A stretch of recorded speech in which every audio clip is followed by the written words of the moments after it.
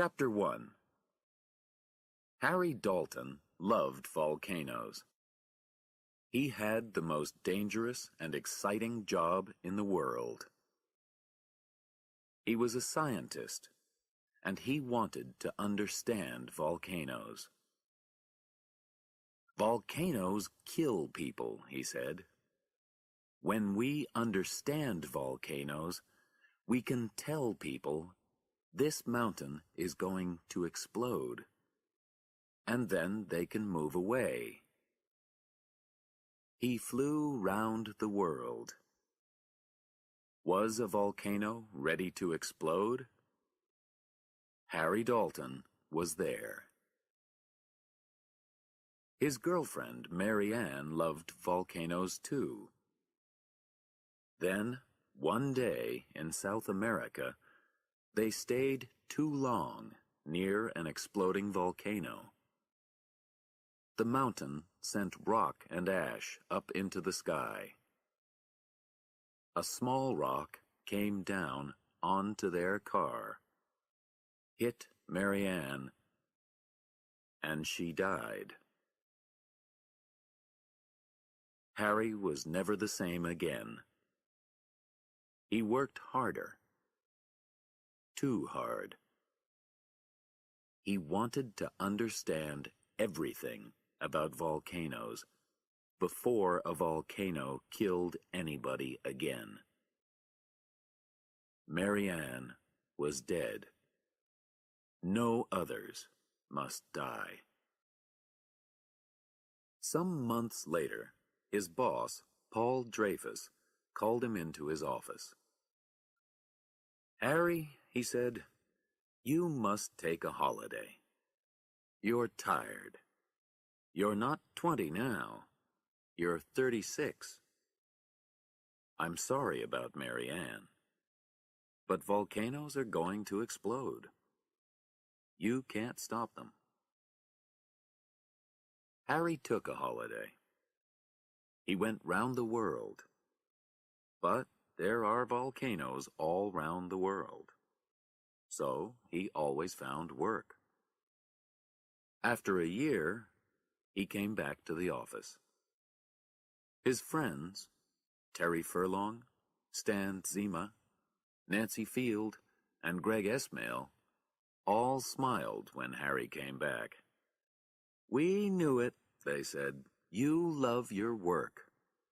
"Harry will come back soon," we said.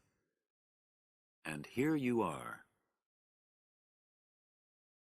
"Harry," said Paul Dreyfus 2 or 3 days later, "something is happening up in the Cascades. Our equipment shows that one of the mountains there is moving, but not much. Nobody there knows it. But our equipment is good." "In the Cascades?" Harry said. "Here in the United States? In Washington?" "That's right. Dantes Peak, near Mount Washington. We all remember 1980, when Mount St. Helens exploded. Can you go?" "I'm leaving now," said Harry. He put some equipment in the back of his off-road car and drove to Washington. There were tall trees thick on the mountains. "It's very beautiful here," Harry thought. He saw the morning sun on mountain lakes to the left of the road. The mountain stood tall over the small town of Dantes Peak. Only 7,000 people lived there. It was quiet. Harry drove to the center of the town and found the hotel. Mr. Cluster showed him to his room. Then Harry asked, "Where's Mayor Wando, do you know?" "Yeah," said Cluster. "She's speaking to the people of the town today at the school. A newspaper called Dantes Peak the second best town in America, and they're giving the newspaper photograph of the town to the people."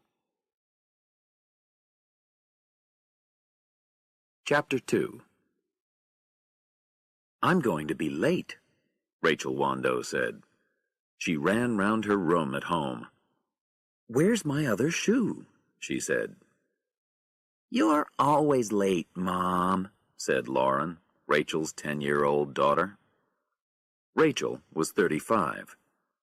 And your shoe is under the bed. What am I going to say? Rachel said. I want to say thank you to Karen from the newspaper. She came here. Rachel stopped. Is it Karen or Kathy from the newspaper? She asked. For the 10th time, Mom, said Lauren. She's Karen. Where's my good jacket? You don't have a good jacket. The blue jacket. It's on the back of the chair down in the kitchen. Rachel ran down to the kitchen. She put on her jacket and then called through the door of her son's bedroom. Graham, let's go. He's not in, said Lauren. He'll meet us there. He told me. Come on. Harry stood quietly in a corner of the room. Most of the people from the town were there. Les Worrell, the most important businessman in the town, sat with Karen Narlington from the newspaper. He looked at the chair next to him. Where was that woman? Rachel ran into the room and then slowed to a walk. Les stood up and said, And here's the mayor, Rachel Wando. Harry watched Rachel. Wow, he thought. The mayor is a woman, and she's beautiful. Rachel came up to the front of the room, smiled at Les and Karen, and sat down in her chair. First Karen spoke. Then Rachel stood up and said, I want to say thank you to Kathy from the newspaper. It's Karen, Lauren called from the back of the room. Everybody laughed. Rachel smiled. We like our town. Now Karen's newspaper likes it too. And people read her newspaper all round America. This is important for the town of Dantes Peak. So we thank you, Karen. She thinks that Dantes Peak is the second best town in America. We know better. It's the first, the best place to live. And next year, with the help of Elliot Blair, we'll show America. Karen's newspaper will say, Dantes Peak, the best town in all America. She stopped talking and sat down.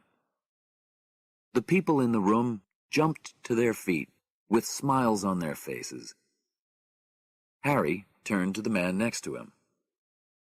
Who's Elliot Blair? He asked. He's a big businessman, the man said. He wants to bring a lot of money to Dantes Peak. He wants to make the town a center for people's winter holidays. There'll be a lot of work for people here. Chapter 3. Behind the town, up in the mountain, was a famous warm lake. Swimmers often went there. That day, 2 visitors, a young man and a young woman, walked up to the lake for a swim. The trees were green, the sun was in the sky. It was quiet and beautiful. The woman put her foot in the water. Ow, she said. It's hot. Yes, said her friend. I know. The lake is famous. They laughed and walked into the water. They played and swam.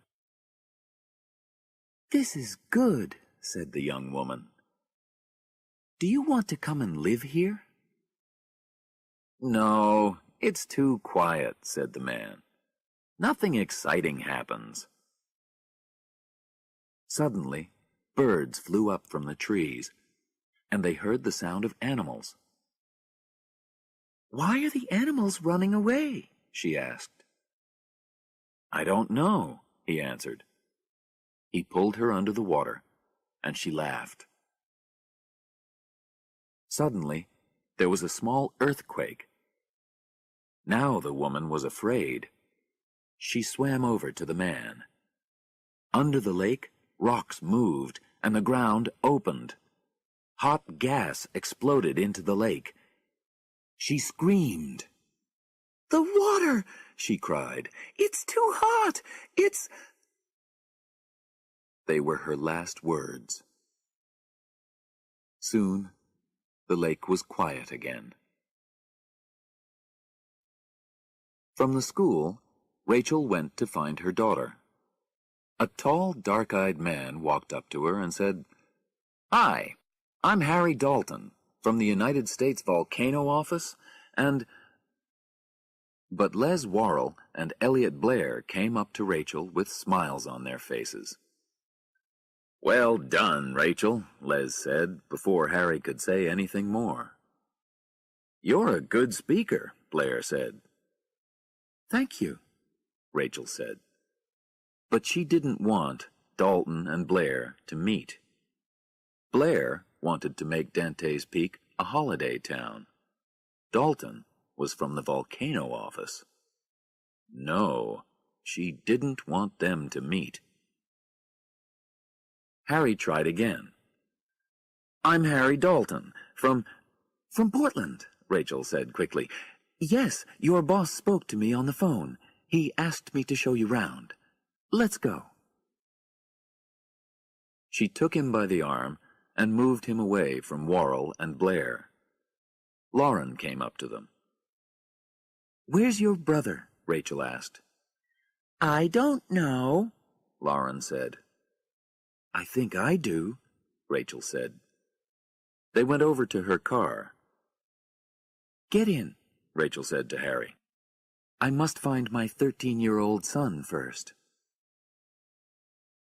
They took the road up the mountain. Rachel told Harry about Blair. "He's going to be very good for the town," she said. "Where are we going?" Harry asked. He wanted to start work. Rachel stopped the car outside an old mine. She got out of the car and went over to it. "Graham," she called. "Graham, are you in there?" A minute later, 3 boys came out of the mine.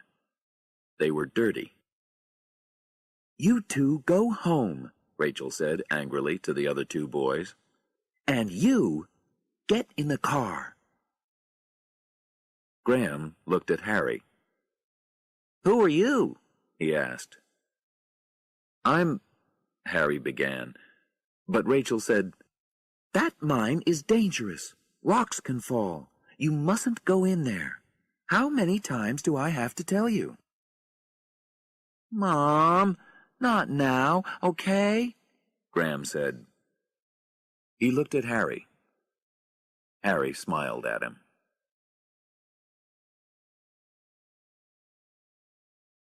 Chapter 4. They drove up the mountain. "Hey, Mom," said Graham.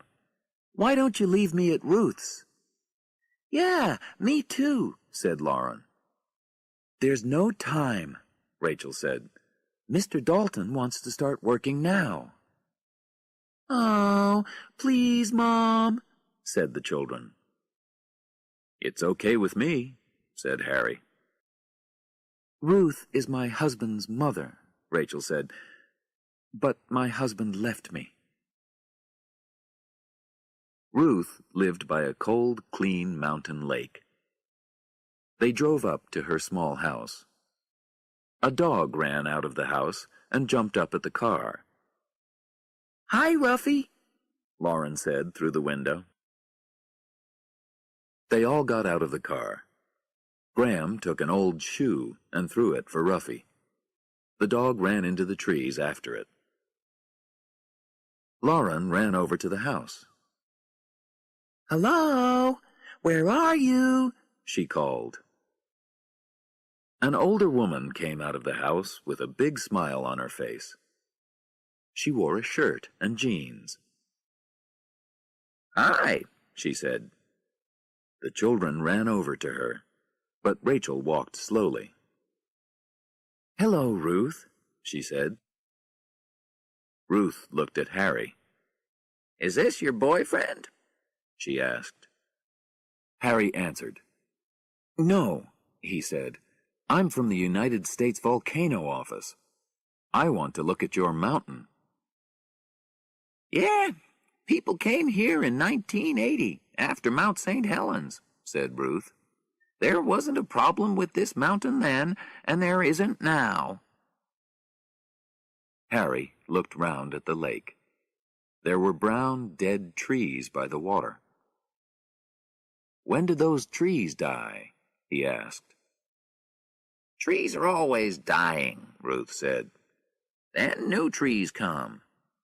We had a bad winter." Harry took some equipment out of his bag and went over to the lake. Graham followed him. "What are you doing?" he asked. Harry said, "This equipment will answer the question, how much acid is there in the lake?" He looked at the equipment.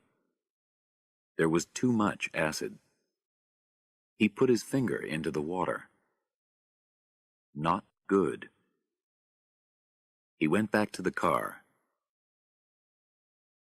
"I'm going to take Mr. Dalton up to the warm lake," Rachel said to Ruth. "Can the children stay here?" "Yes, but why don't we all go?" said Ruth. "Yeah," said Graham. "We can go for a swim." The children ran over to the car. Rachel looked angrily at Ruth. Harry smiled. These two women don't like being together, he thought. In the car, Rachel asked about the acid in the water. "It's not good," Harry said. "Do we have a problem?" she asked. "Will the mountain explode?" "I don't know," he answered. "Often, nothing happens. People hear sounds under the ground. There are earthquakes. Trees die. There's acid in the water. And then nothing happens." Rachel stopped the car near the warm lake. The children jumped out of the car. "Come on," they cried. "Let's go." "Wait for me," Rachel called. "Oh, they'll be okay," Ruth said. She followed the children. Harry started getting equipment out of the car. Suddenly, Lauren screamed. Rachel ran through the trees. Harry followed. "Look!" Lauren cried. On the ground at her feet were two dead animals. "There are a lot of those round here this year," Ruth said. "Do you think they're ill?" The children went over to the lake. Graham stood on a rock. He wanted to jump in. Suddenly, Harry called, "Stop!" There was a lot of gas. "There are some dead fish on the water," he said. "And there's something bigger, too. What is it?" Children can see things better. Lauren screamed again. "A man and a woman! There! Face down! In the water!" Chapter 5. Some men from the hospital carried the swimmers away. Harry was on the phone to Paul Dreyfus. "Yes, there is a problem here," he said. "Send everyone. And the robot." He listened to Paul's answer. "Yes, I know about the money," he said, "but we're talking about people here. 2 people are dead." He put his phone away. "Are you okay?" he asked the children. "Yes," they said. "Who were those swimmers?" Harry asked. "Do you know?" "They weren't from the town," Rachel said. "I think they were visitors. Do we have a big problem here, Harry?" "I don't know. I must talk to the most important people in the town." "Okay," Rachel said. "I'm the mayor. I'll tell them you want to meet them." They met that evening. 8 people were in the room. Harry, Rachel, Les Worrell, and 5 other men and women from the town. Harry and Rachel told the others about the swimmers and the acid in the lake. "But this volcano is dead," said Sheriff Turner. "The last explosion was 7,000 years ago." "No, it's sleeping, not dead," Harry said. "And I think it's starting to be dangerous again now." "Mr. Dalton," Les Worrell said, "you want to move over 7,000 people from their homes. They aren't going to like that." "That's right," said 2 or 3 of the others. "Do you want people to die?" Harry asked. "Do you know that people will die?" Les said. "No, I don't know. But I want people to be ready to move out." "And what about Elliot Blair?" Les said. "What will we say when he asks, 'Why are people leaving? Is there a problem with the town?' Mr. Dalton, do you think that he'll put money into the town after that?" Everybody in the room started talking at the same time. Suddenly, Paul Dreyfus walked into the room. "Paul," said Harry, "you're here. Did you bring—" "Yes," Paul said. "I brought everything. We're staying at the hotel, and our office will be there. Now, what's happening here?" "Everybody," called Harry, "this is my boss, Paul Dreyfus. Paul, I want the people in the town to be ready to leave. We're talking about it now." Paul looked at the others. He said, "Harry, "Come with me." He took Harry outside. this isn't right," he said. "You're a scientist. You don't know that the volcano will explode." "2 people are dead," Harry said. "How many more people must die?" "There's some acid in the water. There are some dead trees and animals. Why do you think volcano? There are earthquakes, and you get acid in the water. You know that.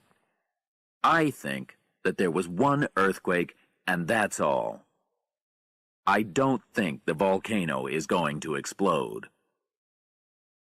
"But Paul—" "No," Paul said. "I'm the boss. I think you're wrong." He turned and went back into the room. When Harry was there too, Paul said, "Everybody, Harry Dalton is a good man. He only wanted to help. But I don't think the volcano will explode. Don't say anything to other people in the town. We don't want them to be afraid. The other scientists and I will stay here for a week or 2. We'll take our equipment up into the mountain. When we know anything, I'll tell you.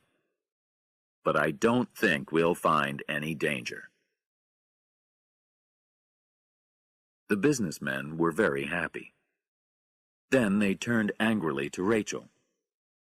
"That was a mistake, Rachel," they said. "Why did you get us all in here? We don't want Blair to hear about it." Rachel looked at Dreyfus and Harry. Which of them was right? Chapter 6. Dreyfus and Harry walked over to Stein's bar. "I want you out of here," Dreyfus said. "Take a holiday. Now." "Goodbye. I'll see you in 2 weeks." "No," said Harry. "I won't go. I'm your best man, and this town has problems." "Yes," said Paul, "you are my best man. But you must understand something. After we go, the people here in Dantes Peak will stay. They have their shops and their businesses. You think only about volcanoes. But this is about money, too." "Okay," Harry said with a smile. "I understand." "Okay," said Paul. "Tomorrow we'll get a helicopter. I want you to fly round the peak with your equipment. What's happening? Why? You find the answers, and then you come and tell me." "Right," Harry said. "I'll do that." Then he turned away and had a drink with Terry Furlong and the others. The next morning, Harry went into the Blue Moon Cafe for breakfast. This was Rachel's cafe. She smiled at him. "Coffee?" she asked. "Yes, please," he said. "I'm sorry about yesterday. I only wanted to help. I'm better with volcanoes than I am with business people." "I know you wanted to help." Rachel put the coffee back on the warmer, turned, and said, "Do you want to come to dinner tonight? I want to say thank you." "Thank you? What for?" "You stopped Graham jumping into that water." "Okay. Yes, please. I do want to have dinner with you." Later in the morning, Harry and Terry went out in a helicopter. They took a lot of equipment and flew round the peak. Terry watched the equipment. "There's some gas," he said, "but not a lot." They couldn't see under the helicopter, so they didn't see it. The ground suddenly gave a strong push. Big rocks fell down the mountain. Then everything was quiet again. The mountain waited. After dinner that evening at Rachel's house, Harry and Rachel sat outside. They looked at the lights of the town. "I know it's a little town," she said. "I know it's not important, but I love it here. It's my home." "Were you born here?" Harry asked. "Yes." "And, you lived with your husband here?" "Yes." She was quiet for a moment.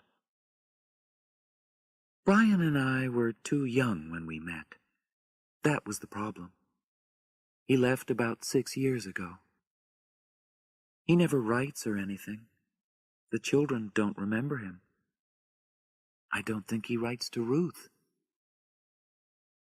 "But you're okay," he said. "Yeah, I am. Now. What about you? No wife?" "No. I move round the world all the time. There was somebody at one time, but—" He told her about Mary Ann. "I'm sorry," Rachel said. "Volcanoes are dangerous," said Harry. "People must know that." "Perhaps you're wrong about our volcano," said Rachel. I'm happy that you're here to help.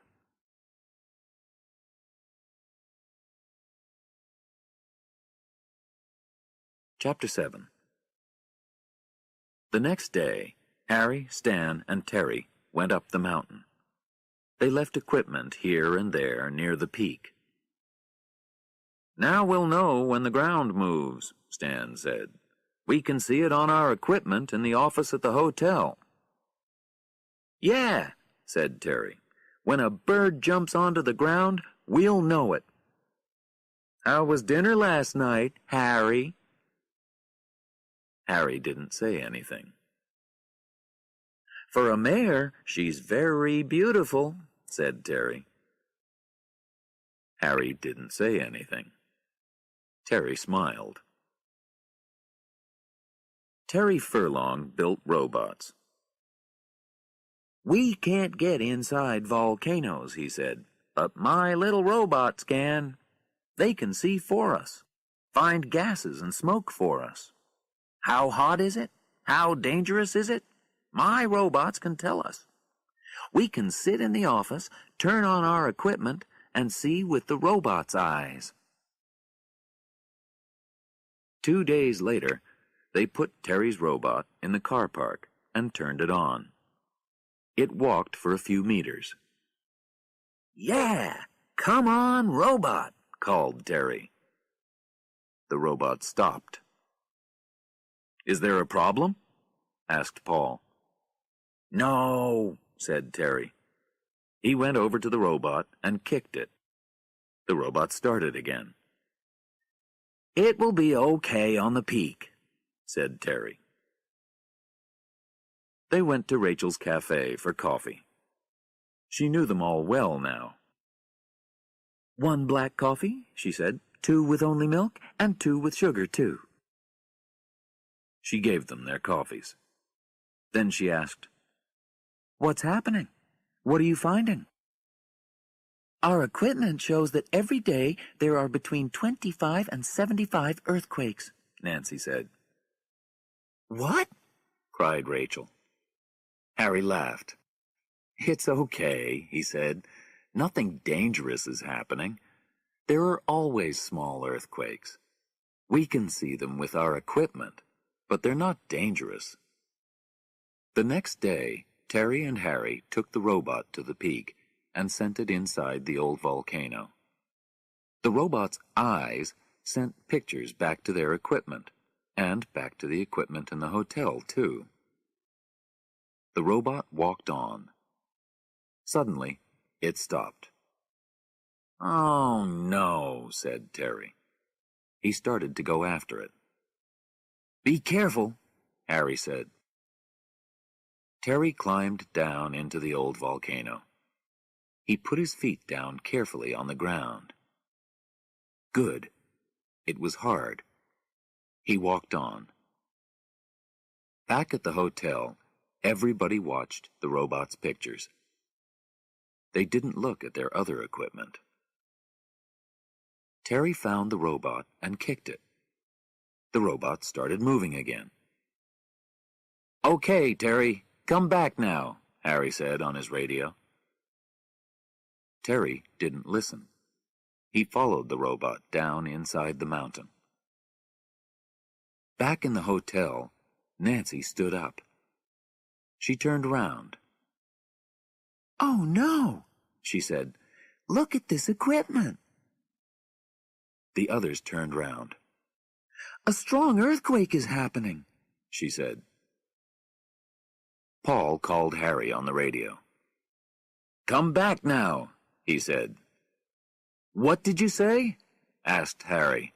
"I couldn't hear you." "I said, come back now," Paul said. "Earthquake!" But it was too late. 10 meters above Terry, a large rock broke away and fell on Terry and the robot. Harry screamed into his radio, "Terry!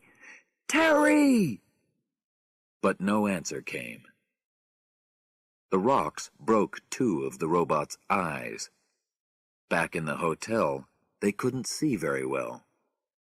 Paul said, Harry, what's happening? Get that helicopter up here now, Harry said. He started to climb down into the volcano. Some more rocks fell near him. There were rocks all round, but where was Terry? Then he saw the colors of Terry's shirt. He pulled some rocks away. Terry looked up at him and smiled. There's something wrong with my leg, he said.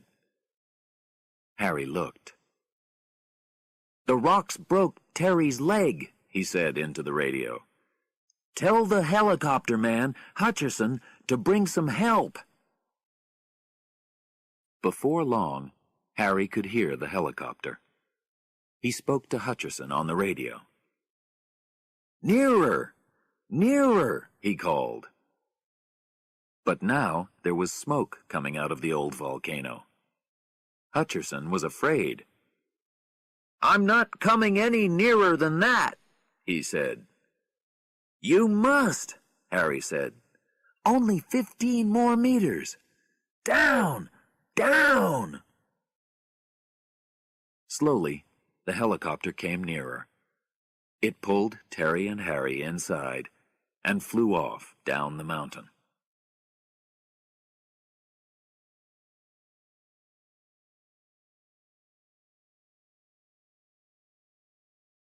Chapter 8. The helicopter came down near the town. Look, Terry said to Harry. A lot of people are waiting for us. We're famous. Harry smiled, but said nothing. Doctors took Terry to hospital. Rachel pushed through the people and came up to Harry. Are you okay? She said. Yeah, I'm okay, he said. Paul Dreyfus drove up in his car. I must go and talk to Paul, Harry said to Rachel. How's Terry? Paul asked. He'll be okay, Harry said. But listen, Paul, we have a problem. That volcano's getting ready to explode. Dreyfus stopped smiling. I know it was hard for you up there, Harry, he said, but you mustn't get excited. Not a lot happened. Not a lot happened, said Harry. Paul, I was there. That was a big earthquake. But the mountain didn't explode, Paul said. Terry was unlucky, that's all. Those rocks were weak. No, Paul, listen, Harry said. I think the lava is moving up nearer to the ground. The ground is too warm up there. No, you listen, Harry, said Paul angrily. You lost Marianne. Now you're always afraid. Well, I'm sorry about Marianne, but I don't want people in Dantes Peak to be afraid because you lost her. The two men started to fight, but Greg pulled Harry away. Careful, Harry, he said. Dreyfus walked away. 2 more days, he told them. We'll stay only 2 more days. There's nothing more for us to do here. 3 days later, they were ready to leave. In the evening, Harry went to Stein's bar. Terry was back from the hospital. He was in the bar with Nancy, Greg, and Stan. Harry met Rachel there, and they went to a quiet table in a corner with their drinks. "Perhaps you'll come down to Portland one day and we'll meet again," he said. "I usually have a lot of things to do," said Rachel. "Don't you take holidays?" he asked. Holidays? Oh, yes, I remember holidays. You have holidays when you don't have 2 children and a cafe, and aren't mayor of a town. Paul Dreyfus came over to their table. "Can I sit down?" he said. Yes, they answered. Before we leave, Paul said to Rachel, I want to say thank you, Mayor Wando. You'll be happy to see us go. Yes, said Harry. He looked at Elliot Blair and Les Worrell. They sat together at a table. Our visit here was bad for business, I think. Worrell and Blair came over too. Les said, I told Mr. Blair, look, the volcano people are leaving. There can't be any danger here. Am I right? Elliot Blair said, Yeah, I want to put $18 million into Dantes Peak, not Pompeii. Paul laughed. No, there's no danger. Then he turned to Harry. You're a scientist, Harry. Can you say that it's dangerous here? Dreyfus waited. Blair and Worrell looked at Harry. Then Harry said, No, I can't. Dreyfus smiled. Come over to the bar, he said to Blair and Worrell. I'll buy you two a drink. A minute later, Rachel said, It's getting late. I must go home to the children. I'll walk with you, Harry said. They got up and left. The lake near Ruth's home was quiet and dark. But under the ground, a lot of acid flowed into it. Fish died. First 1 fish, then 10, 20, 100.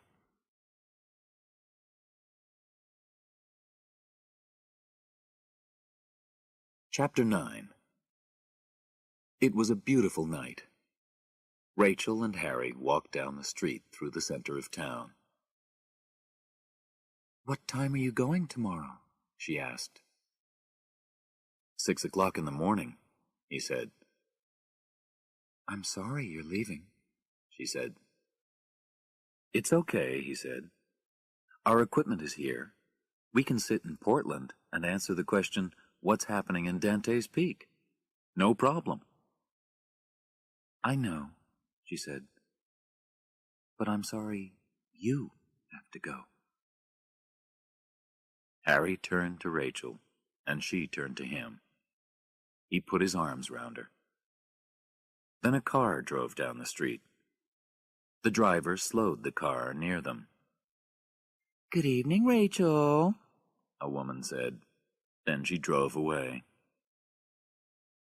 Jeannie Lane, Rachel said. She'll talk about this for the next 2 weeks. They walked to her house. When they were there, she said, Do you want to come in for coffee or something? Yes, he said. Inside, she fell into his arms. But suddenly Lauren called from her bedroom. Mommy, is that you? I'm thirsty. I'll bring you a glass of water, Rachel said. She went into the kitchen. Oh, look, she called. The water is coming out all brown. Harry ran into the kitchen. He looked at the water. Where does the town's water come from? He asked. About 8 kilometers away, up the mountain, said Rachel. We have to go there now, Harry said. Get the children. They drove fast up the mountain road. The sleepy children were in the back of the car. Here we are, said Rachel, and stopped the car. Harry got out. He and Rachel went over to the water. It was all brown. Harry walked round. There's gas all round here, he said. They drove quickly back to town. It was midnight. Harry hit the door of Paul's hotel room. When he opened the door, Harry went inside. What's happening? Said Paul. Look, said Harry. He turned on the water in Paul's bathroom. An hour later, all the scientists were back in their office, hard at work. "The earthquakes are stronger now," Harry said early the next morning. 2.3 or 2.4 every time. "There's a lot of gas, too," Stan said. "This mountain is ready to explode," said Nancy. Paul Dreyfus put down the phone. "More police are coming," he said. "They'll be here by midnight." Stan called over to Harry. "How much time do you think we've got?" "I don't know," Harry said. He looked at Dreyfus. Dreyfus said, "Ask Mayor Wando to tell the people of the town to be ready to leave." At 6 in the evening, Rachel, Harry, and the 2 children were in the cafe. Rachel was on the phone. "Ruth," she said for the 5th time, "you must come down to the town now. It's dangerous. We're going to leave. You must come with us." "I'm not leaving," Ruth said. She looked out of the window at the trees and the lake. "This is my home." She put down the phone. Rachel went to the school. The townspeople waited there for her. "You must leave your homes," she said. "Some of you will find it hard, but you must." Elliot Blair got up and left the room. Les Worrell watched him go. He could do nothing. "Must we wait, Rachel?" a young woman asked. "Can we leave now?" "Yes," Rachel said. "Leave now." 10 or 12 other people stood up and left the room. Harry Dalton got up to speak. "We're asking you to be ready to leave," he said, "because we don't want to see anything bad happen. But we don't want you to be afraid." But then the school building moved. People jumped up out of their chairs. Somebody screamed. Everybody ran for the doors. Out on the street, they looked up at the mountain. The volcano threw ash and smoke and gases up into the sky. People ran through the town. Children screamed for their mothers and fathers. At Rachel's house, Graham saw the mountain through the window. "Lauren," he called, "let's go. We're leaving now." At the hotel, Dreyfus looked at the equipment. "The lava is starting to move," he said. "Don't look at the equipment," Nancy said. "Look out of the window." The smoke from the peak was dark. It was lava ash. "Dantes Peak is going to be more dangerous than Mount St. Helens," Paul said, "and the explosion will come soon." Chapter 10. Outside, Rachel and Harry looked at the mountain. "You were right," she said. A building fell onto the school bus. "I must go home. I must get the children," Rachel said. "Let's take my car," said Harry. They ran over to his off-road car. They had to push through a lot of people. There were earthquakes all the time now. Buildings fell. Windows broke. The road broke open, and a car drove into it. Harry spoke on the radio. "Paul, are you there?" "Yes," said Paul. "We're at the hotel. We're taking the equipment and leaving. Where are you?" "I'm with Rachel. We're going to get her children." "Harry," said Paul, "I'm sorry. You were right, and I was wrong." "Forget it, Paul," Harry said. "See you soon." He turned off the radio. But when they came to Rachel's house, she screamed. "My car!" she said. "It's not here." She ran into the house. "Here's a letter from Graham," she cried. "He says he wants to get Ruth. He's driving up the mountain." Harry fought through the other cars. He couldn't drive across the river by the road because there were too many cars. The water in the river flowed strongly. "We can do it in this car," he said. He drove into the river. The water pulled at them, but Harry's car got through. Other cars began to follow, but were not as lucky.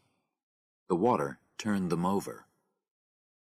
Behind them, the garage exploded in the town, and fires started. In the hotel, Greg looked at his equipment. "The lava is coming up," he said. "It's very near the ground now." Some people waited outside the hotel. "Why are these people here?" asked Nancy. "The helicopter's coming for them," Paul said. Now the people could hear the sound of the helicopter in the night sky. Hutcherson brought the helicopter down by the hotel. He opened the door and looked at all the people. 11 people only," he said. "No more than 11. Elliot Blair, Les Worrell, and some others took out a lot of money. They paid Hutcherson and smiled. "We'll get out of here," Les said to Blair.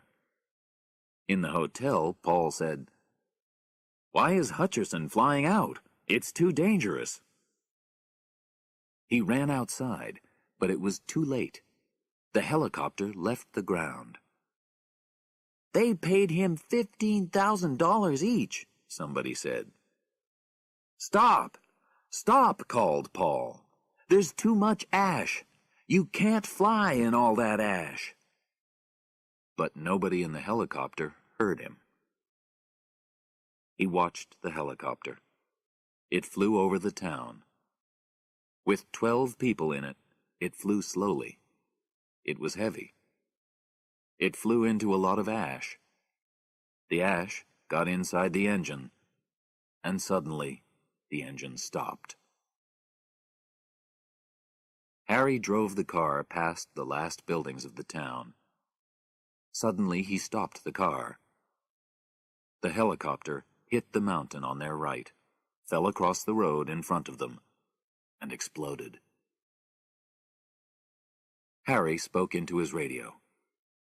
"A helicopter is down on Exeter Street. Send help." "Okay, Harry," said Stan. "What are you doing? Where are you?" "We're driving up the mountain," Harry said. "We must get Rachel's children." He turned off the radio. "Harry, listen to me," Stan said. "There's no time, Harry. Come back. The lava." But there was no answer from the radio. Chapter 11. The lights were on in Ruth's house. Graham stopped the car in front of it. The children jumped out and ran to the house. Ruth came out of the front door with Ruffy. "What are you doing here?" she asked. "We came to get you and Ruffy out," they said. "What?" she said. "Get in the car," Graham said. He pulled her hand. A sudden strong earthquake moved the ground. Ruffy ran into the trees. Lauren ran after her. "Ruffy! Ruffy!" she called. Harry and Rachel drove up the road. "Not far now," Rachel said. Then the strong earthquake hit them, too. Big rocks fell into the road behind them. Rachel looked at Harry. "Now we can't come back down this road," she said. In the dark trees, Ruth and the children called for Ruffy. Ruth got tired. She stopped calling. She heard the children. They were young. "I must get them out of here," she thought. "Ruth, can you see Ruffy?" said Lauren. "No, I can't," Ruth said. "And it's too late now. We must go, now." "But we can't leave her." The children looked at Ruth. She was different, stronger. "I said now," she said. Harry stopped the car outside Ruth's house. They saw Rachel's car there. Rachel jumped out and ran into the house. "Ruth! Graham! Lauren!" she called. There was no answer. "Where are they?" said Harry. "The lights are on." Then Ruth and the children came out of the trees. Rachel ran over to them. She put her arms round them. "Where were you?" she said. "I'm angry and happy at the same time." "I'm sorry, Mom," said Graham. "We had to get Ruth." "There's no time for this now," said Ruth. "Get the children into the car and get out of here." "We can't do that," Harry said. "There are rocks all over the road behind us. And you're coming with us." "Okay," said Ruth. "Give me 5 minutes. I must get some things." Harry spoke on the radio to the scientists at the hotel. "Is anybody there?" he asked. "Harry, where are you?" said Dreyfus. "Up at the lake," Harry said. "We're okay, but there's no road for us to come back down the mountain." "Harry," Paul said, "this mountain is going to explode, and soon. I'll send a helicopter up to get you." "No! Get out of there," Harry said, "before it's too late. Don't wait for us." The radio started to die. "Harry, can you hear me?" Paul said. "Can you hear me?" He looked at the others. "The radio's dead," he said. Rachel and Ruth threw things in some bags. Ruth wanted to take everything. "This is my home," she said. "All my things are here." Rachel wanted to cry, "Let's go! Leave all that! Let's go!" Up on the mountain above Ruth's house, a river of red lava began to flow down the mountain. Fire suddenly caught on the trees. The river of lava left everything dead behind it. The lava came to Ruth's house. It flowed round to the left and to the right. It flowed round to the front of the house. The cars stood there. Fire started to climb up the outside of the house. Harry looked out of the back window of the house and saw the lava. Then the lava broke the window and flowed into the house. Fire ate chairs, tables, everything. Harry and Rachel pushed the children to the front door. Ruth followed with her bags. Rachel screamed, "Look, the cars!" Red-hot lava flowed under the cars. Lava flowed from the left and right into the lake. "There's only the lake," Harry said. "Let's go." They ran down to the lake and jumped into Ruth's small boat. "Now we'll be okay," Graham said to Lauren. Then they saw the fish. Hundreds of dead fish on the water. Harry tried to start the boat's engine. He couldn't do it. Ruth said, "I know this boat. I'll do it." She started the boat, and they moved out across the water. They looked back at Ruth's house. There was fire everywhere. "That was my home," Ruth said. "I always lived there." Everybody was very quiet.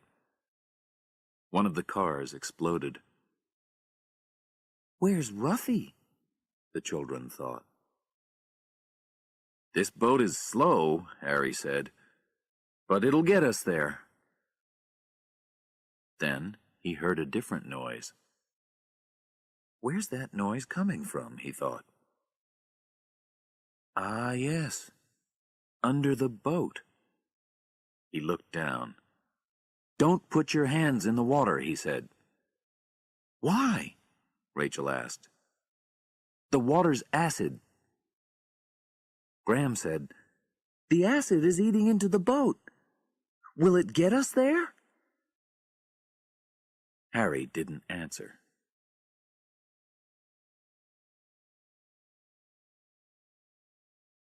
Chapter 12.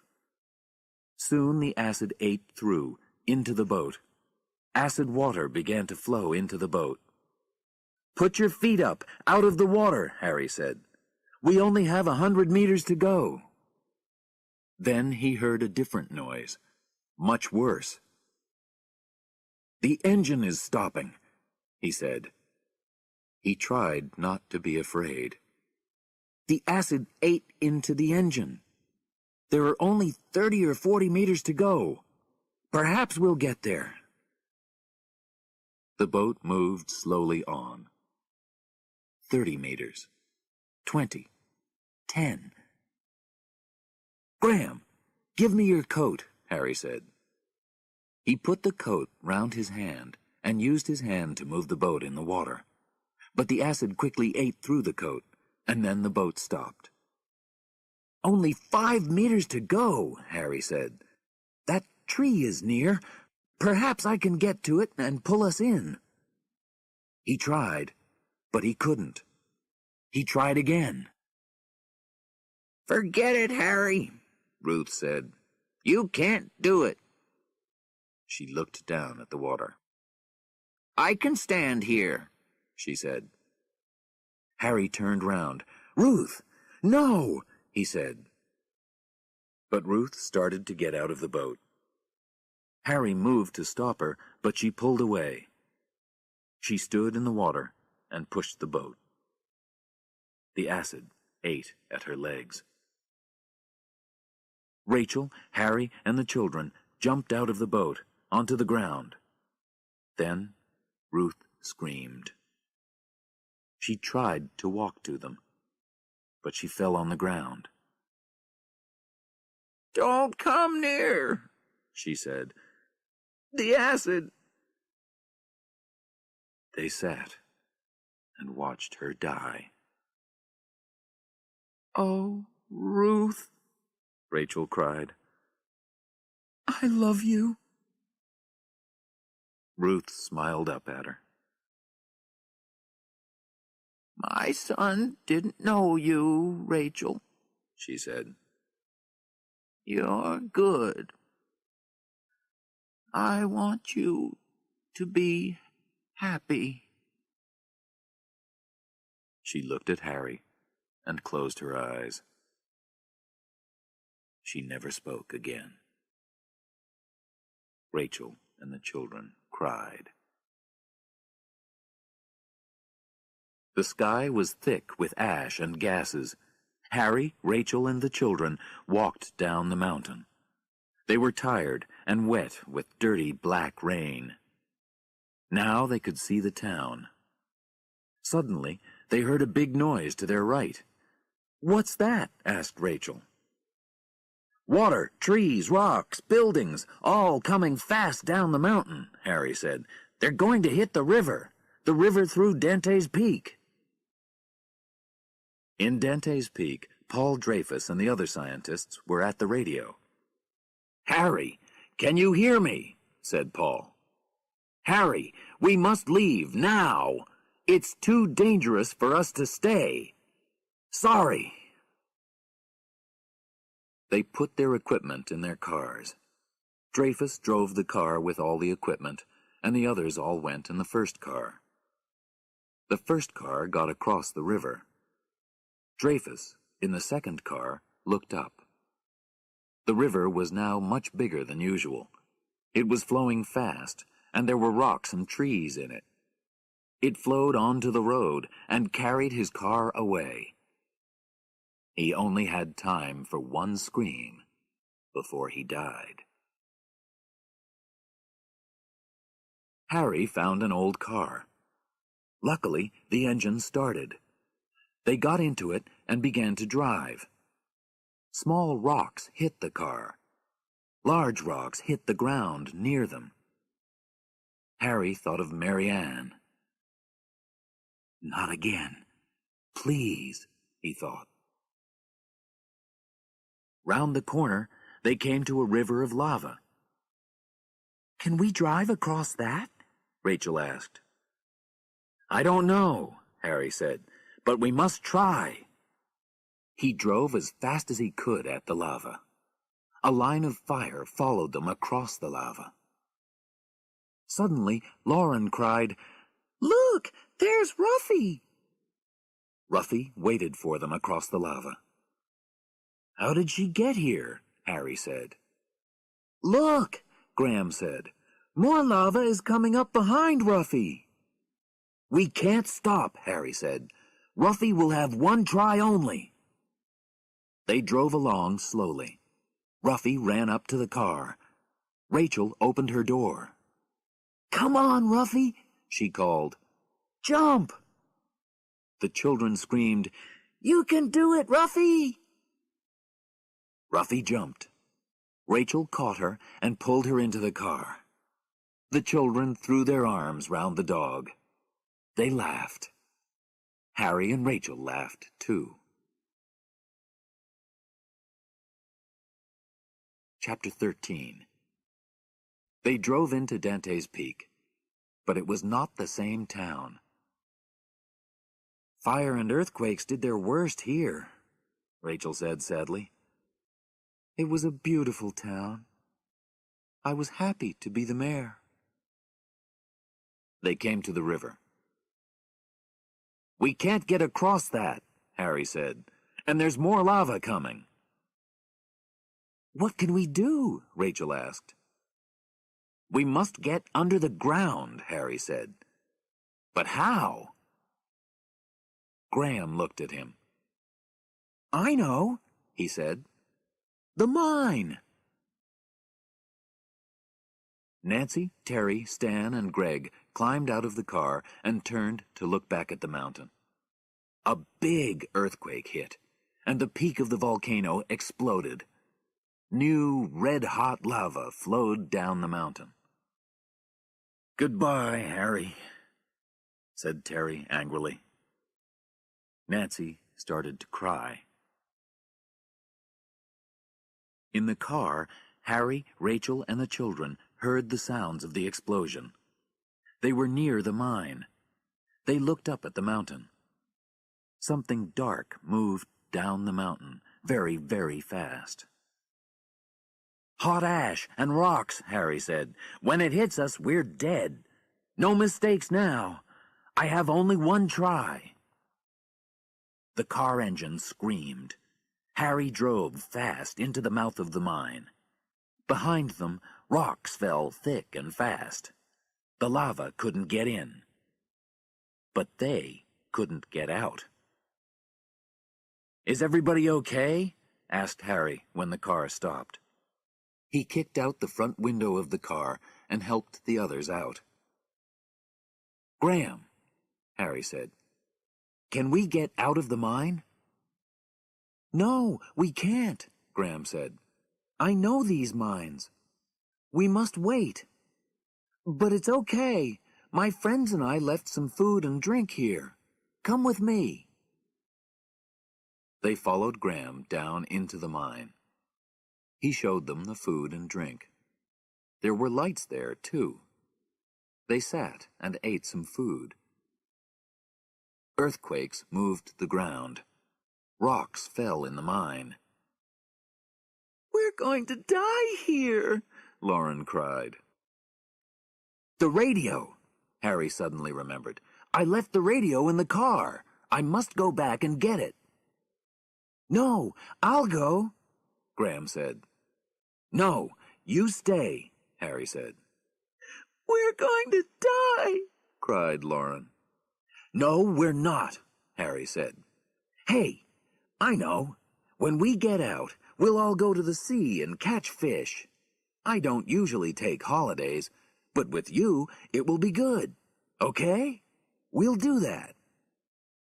Rachel looked at Harry and smiled. Yeah, she said. We'll do that together.